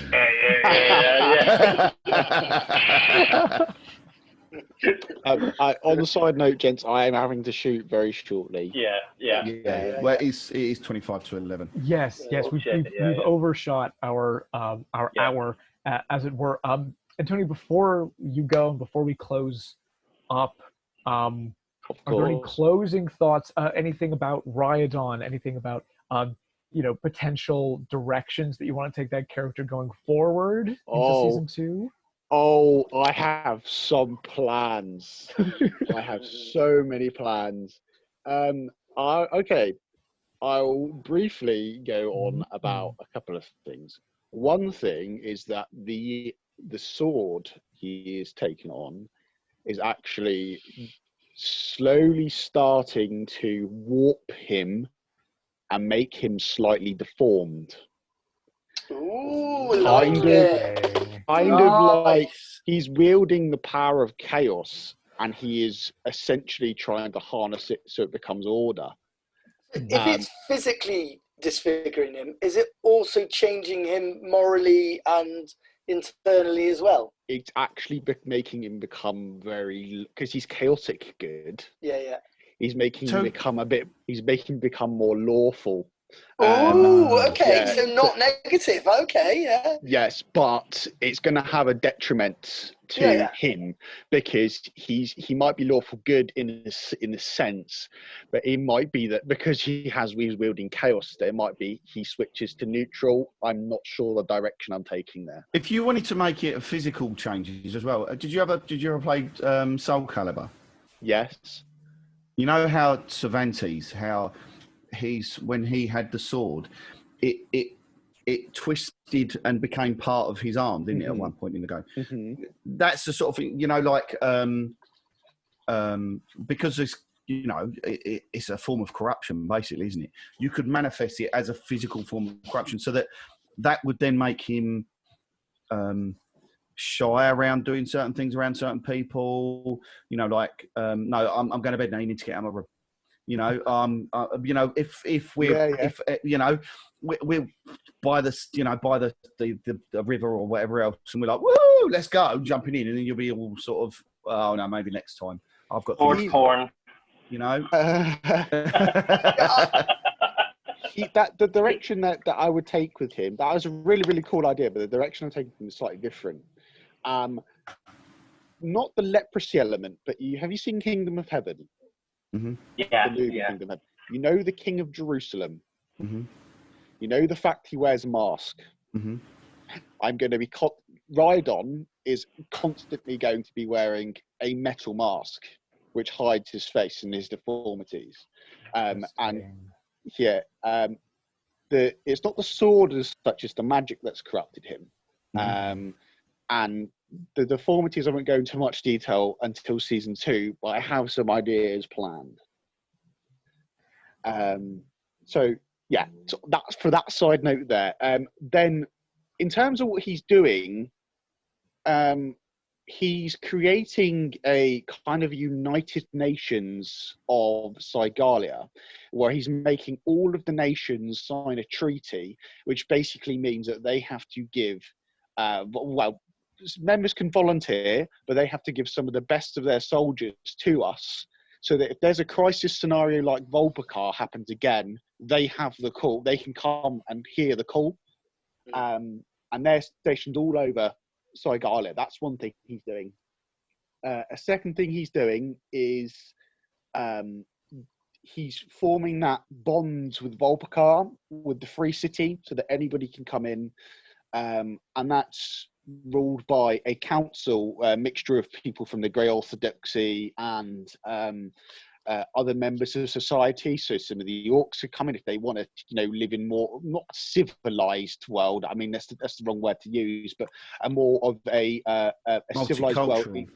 Yes, yeah, that's the kind of the way of going about it. So they are free to come to it, and that's what that's his mindset. And he's done that because of what it's done in Volpakar with the Orcish people. Some of these concepts sound similar to, with regards to the soldiers and everything else, a bit like the Grey Wardens. I was going to say exactly that. Yes, yes, it's very much so.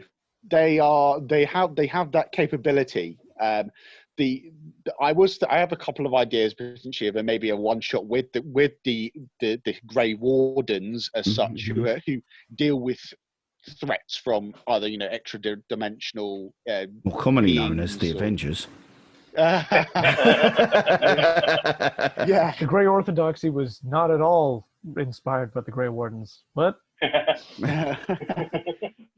So yeah, there's that happening, and thirdly, he's found that. Well, sorry, there's 2 more points. Thirdly, he's found out about this 10th island. The 10th kingdom. Since season 1 to season 2, only a strict few people know about it. He hasn't told anyone other than his network of spies, if that have you, who, because he doesn't want to give these secrets away. because it could have a detriment, and he wants to study and find out some more information before he makes it more clear or apparent. And lastly, some of the wizards and mages from the Grey Orthodoxy and the wizards and mages from Galia have learnt the spell tongue, placed it into books, and stored it away in a library within the palace, so that it is available only to a strict few people that know about it. And these strict few people are people who wouldn't use it, if that makes sense. Certainly hope you've. There are conditions to using it, and depending on some of the other stuff that goes on, we'll talk about that in terms. I certainly hope you've brought Tolton into this, because he's been making loads of notes all about that. Tolton would be contacted, but we'll go a bit closer to the time to season 2. Yeah. The only reason I say that is because if otherwise, you know what Tolton's like, he will start sharing stuff. Yeah. So you'll need to have spoken to him, otherwise he would share. He can't help himself. That's how he is. That makes sense. Yeah, we will when we figure out a way of doing season 2, whether that be longer days or another weekly schedule at some point. When we have figured that out, we will do a session 0 where we will talk through all of this stuff in a more concrete and collaborative way. Yeah. For sure. Well, Antonio, if you have to go, we're very sorry. If that's me, I'm good. Alrighty. Thank you very much. Well, no, another point as well, Josh. Thank you very much for season 1.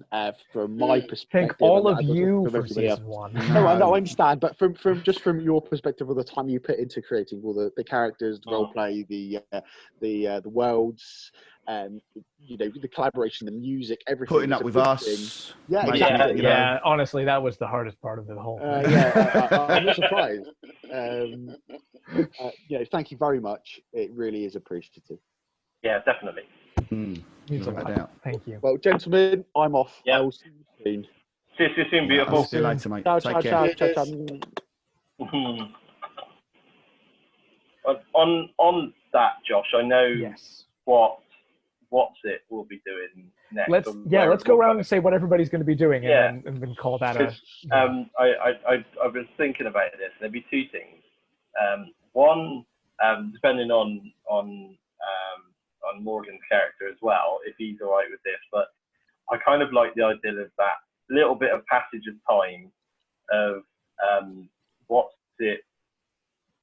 suddenly being tied down, sometimes literally, and only sometimes. And becoming this kind of sort of attempting to become this kind of sort of father, perhaps. Really kind of not knowing how to do this, but being quite sort of browbeaten with this, very Homer Simpson's father-esque.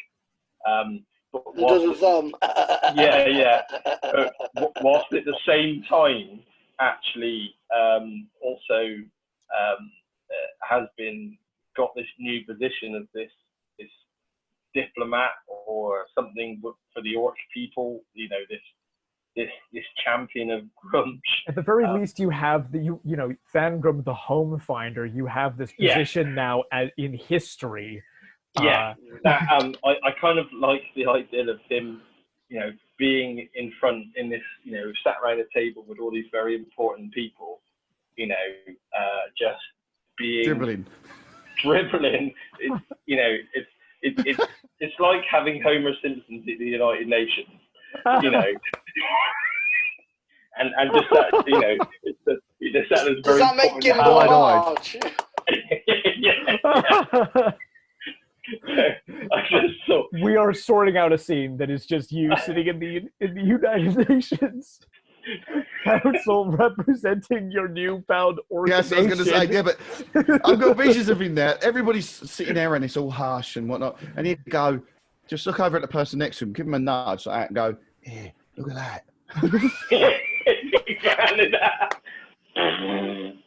Yeah. And then going, Sorry. Sorry. But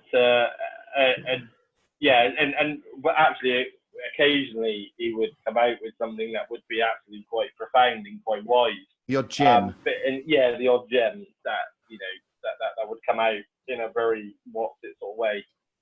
So that's the kind of that's what I'd envision, that it's both these struggles, these things, because actually these are two very alien situations to him. He's never known what it's like to have that father and that father figure, and to be a father. So he's been in this situation trying his best to actually be what this is like, completely failing at most of it, but he's giving it a go. I think something like that could be quite hilarious and quite funny, and then so when the call comes to go adventuring again, he's gonna be like, yes. Take me. Yeah. I'm actually curious about something. I'm curious if you were coming back for season 2, and I want, actually, one of the things this is spoilers, whatever. I would be saying to people as part of session 0 would be like having maybe having more than one active character. Not a bad idea. I would can do that. Be curious, Morgan, if you would come back as Gimbal for this season or somebody else. Interestingly, with Gimbal, to put a bit of context in it, because for anyone who's watched The God Heist, I think that me and Neil are just a double act. But actually, that's not what Gimbal was. But to put it bluntly, that I was out on my bike. I just finished a run on the track, and I was about to start another run. And I had a message through saying, "Do you fancy just jumping in for a session or two?" And I was like, "Okay." And I basically had about 25 minutes to do a 15-minute cycle, get back, shower, get ready, and have a character ready. So I actually was like, okay, I think it was level 7 or 8 or whatever. And I was like, I've got Gimbal the Spiteful, who's from a different campaign, from a different evening. I don't even think you've played in that campaign, Neil. And it was just an easy slot in, because to fit in with the story, how do you create a character that just fits in? Well, actually, a bugbear's a lazy, worthless piece of box that will just actually sit there and do nothing, and could quite genuinely been on that ship the whole time and not done a thing. We came up with something where you were going to be part of like the army that Rhydon brought through before we started recording, and then we went live, and I was like, just thought of a different way to get you into the story, like now. Yeah, because for anyone who doesn't know, a bugbear is a kind of a large goblinoid creature that's like 7 odd foot, and again, that's one of the beauties I love about roleplay, is that I'm playing a 7 foot odd hairy woman. Okay. Because you can, and why not? And you can experience something and live a different world. Yeah, and what's it? I didn't. When you played that character, it only occurred to me as I was playing it that what's it would be attracted to her for multiple reasons. Because she is this overbearing, she's this goblinoid that is very strange and bizarre. Almost like Amazonian, like an Amazonian version of a goblinoid creature. This, warrior sort of woman that very much look after herself, and and that would be almost a little bit aloof, he would see her as both mother figure as well as wife. To get if we go into the kind of sort of mechanics of the psychological point of view. Please don't. Don't want to work out how that's going to look. That one is an off-air conversation. But that's the point I was getting with Gimbal is that wasn't my intention to bring her in as a character that would have any interest. It was literally, I've got to get home and I've got this amount of period, and then I was like, right, I need a character. Right, that will do. And then I just quickly sorted it out and did it. So actually, one of the things, and it's interesting that basically, Josh, you said having 2 live actor characters, because I'm not sure with episode 2 whether I would play her, because she's not an intended character. So for storyline, she could be active, but she doesn't have to be part of the party. She could stay at the orphanage and still do that and drop in and out when needed. And I could play someone else, you know. Yeah. Definitely. I'd be very interested, and particularly as well if they're two characters that drop in and out and come and go, you know, whatever, you know. And you can occasionally come in to kind of basically tell Watts that you need to come in for dinner and be baby. Yeah. Oh, hey! What about Watts it telling her to come in for dinner because he's with the kids, eh? Yeah, I like it. Yeah. Get out the crow's nest, just slack. Let's say, like, if anyone's going to be telling anyone what to do, I think she's going to be telling. But that's another thing in the character that, you know, there's always a clue in the name. Gimbal the Spiteful. You know, there's a reason she acted in the way she was. If anyone knows a bugbear, they are dumbass creatures that act on instinct. And if someone gives them a kick, they give them 2 kicks, you know. And she's one of those. Very, very, very briefly, I just want to say, you full out trying to murder Olden was one of the hardest things to manage as a DM PvP I've ever done in my life. I felt he sorry. was sat there. Me, Neil, and the others was messaging each other. I was like, hang on a minute, where's he going with this? I was like, I was like, is he joking or is he just, no, he's not joking. How do I he's really going to respect smack him in the face. How do I respect the fact that you have decided that your player wants this other person dead and also respect the fact that the other person doesn't want their character to die at the end of the season? Like, in the denouement of the story. Like, But that's a bugbear, and that's the thing. Is the bugbears are vicious. They act out. You know, that if someone hits them, they're going to hit back harder. But also, they're vicious. You know, they're dangerous. They're dangerous. You know, sneak attack because you're a rogue. You know, double damage because you're a bugbear. You know, I can't remember what the feat is, but it's a racial feat, which is like brute. That's it, brute force. So, you know, double on all your melee attacks. You know, they for a 7-foot lumbering idiot, they are like ballerinas that can hide in the dark. I mean, that's why I liked playing her. You know, and that's why I created her for a different campaign, is because there's such a contrast of the way they look and the way they act to what they can do. You know, great. And that's what I love about roleplay, is that you've got this character that really should be, you know. I really like something that you said there. It just making me think about What's It, and that actually What's It being suddenly finding himself to be almost this kind of semi-single dad. Yeah, because she's also inherently lazy, so she'll be like, no, you get on with it. And you know, I love the idea almost that when he's going into combat, he's going on an adventure, and he's actually taking the baby with him. But one of them like man pouch things. Yeah. Big shield and just going that over there. You've got to stab. Yeah, because he would never abandon. He would absolutely never abandon the baby. Well, that's the thing as well. I love it. Baby with a little dagger. Yeah, exactly. Now, but now it's getting a bit weird. It's getting a bit Total Recall now, isn't it? Or Master or a bit Master Blaster. Yeah.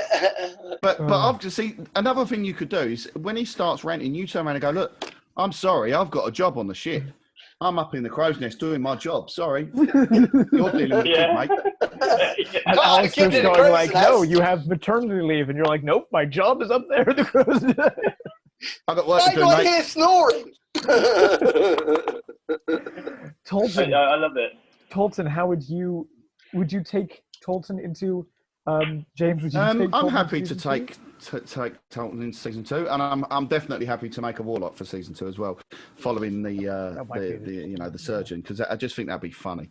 But the way I see it, he would have been, because he was with What's It. Initially, he would have helped him set up the United Nations, and attend the odd meeting and just, the odd note, and I think, this, that, this, Yeah. and get him on the right path, and then go, look, these are your people. It's a bit weird that you've got me as your advisor. I'm always happy to answer questions, but I'm a gnome and you're all orcs and half orcs. I don't think they'd like me very much. Yeah. Happy to help, happy to train, happy to assist, that sort of thing. And then he'd go like that. This is your baby now. You need me, give me a bell. And then he'd go, exactly. And then he'd go, because he was required to go, invited back to the guild, wasn't he? You were invited. The guild artisan. Or something. You were invited actually by the nation of Thorgrove, the same people who kind of like dismissed you originally. Mm-hmm. You were invited to a very prestigious position in that kingdom. It was very much a turnaround on. Well, the way I'd say it, he'd go back there, but I think that there would still be a lot of animosity on their part. Not on his part, because as much as it annoyed him and drove him around a bend, the fact that they, had such limited sight on the concepts of things. But I still see it as he would still be, well, we've had to do this because he has, kind of done something for gnome kind, made us look really good. So we're given this position, but it's more like a jester. You know what I mean? They've given him this position of authority, but don't actually give him any authority. Yeah, no. I think that's absolutely it's a token. It's like and he'd be like, you know what? If your heart's not in it, I've got better things I could be doing. Mm-hmm. And just bugger off with staying in contact with the people like the gnomes from the other realm. Purely and simply because of the advances in technology and sharing information, give and take, and that's how I see him doing it. He would have assisted Neil's character with getting the ball rolling, and then just gone, you know what, that's all on you now, baby. See you later. and then sort of set up with the gnomes and just gone, you know what? Yeah. You just there's no meaning behind this. There's no emotion. This is just a token gesture, and I don't do token gestures. You're either all in or you're not. And then he would have probably gone back to the main Rhydon's lot to see if he can help them out and to try and stay in contact with the people in the other realm. That's the way I would have seen him playing it out. That makes a lot of sense. Yep. As other people. As a second character, I would probably play a bard just because I love him so much. I don't know, concept-wise, I haven't thought of anything, but I'll probably come up with a bard of some kind. Yeah, the thing that I want to make that I really want to hit home in season 2 is I want everybody to genuinely have a reason to work together. And so if that means, like, if your first character can work in the context of the new storyline and will have motivation, then that's great, and that's like 100%. And if not, the new character would be like, who is a person who would fit in this kind of thing? And then the other characters, like your initial characters or side people, would be secondary and still part of the story, but not the core, if that makes sense. I'm happy to use either. I can slip by. I can see Tolton very easily being fitting in. Yeah, fitting Tolton, but that Tolton can fit in pretty. I mean, that's one of the nice things about Tolton. He can fit into any situation. I mean, I quite like the idea of having 2 live characters, and I'm just thinking of fan base inclusion. That for the build up when we start season 2, running a competition where working with you in lines of what you have in an idea of basically creating my other character. I because I've got a character already and a character that kind of fits in, that's going to be working with what's at a certain point. I actually quite like the idea of a totally random character I've got no input in, but I play, and they can design it with a backstory, and they can tell me how they want it played, and then that character will be very separate, a very different character that I've played from the other 2 in episode 1. Just as a great idea. I quite like really that. Interesting. That's really cool. And then that means that you can, set parameters for them for a character that's going to work. And that could be a character that runs through the whole plot, or it could be one that you drop in later on. You know, like we had sort of Rhydon coming in later. You know, what I'm saying is that you know, you can keep that in mind. I quite like that idea. Yeah. I like that idea as well. And that's interesting because obviously what we would create would be a starting point, and then it would be yours, and you would do whatever brilliant thing you do with it. But again, very much, I would be very respectful if they did want to give a backstory to it, and you know, it can even point they could do a backstory to the point that we have with videos. That I would respect that backstory. So you know, although the character would grow with me, I would always keep that core moral philosophy backstory idea with it. You know, and also then if I did get unstuck and wasn't sure, well then you know. What would your character do? You know, and I can type it on and they can feed into it. So, you know. Absolutely. Awesome. Love it. Well, thank you guys so much for being a part of this. For talking about, we got into all kinds of fantastic stuff. As always. Again, I've never been so happy to go off the rails. That's why we need to catch up soon properly, because Neil, how many times have we sat around a table and we're role playing and it never stays that way? Even at LARP, the amount of times that we have been at LARP together and we've just gone off and sat on our own and just ignored the LARP and just had conversations about all kinds of weird and wonderful things. Quite literally. Yeah, some of those were allowed to. Well, you know, that would be legal to talk about, and some that wouldn't. Probably. but then again, that just comes back to the beauty of roleplay, LARP, all of it. That it's about having fun, talking, and interacting with people. And you know, if you're laughing and enjoying yourself, then it doesn't matter whether you're on topic or on task. You know, that's what it's about is enjoying yourself. It is about enjoying yourself. Yeah. Enjoying yourself. Yeah. Absolutely. And on that note, thank you all very much for watching. Thank you so much for watching Season 1, The God Heist.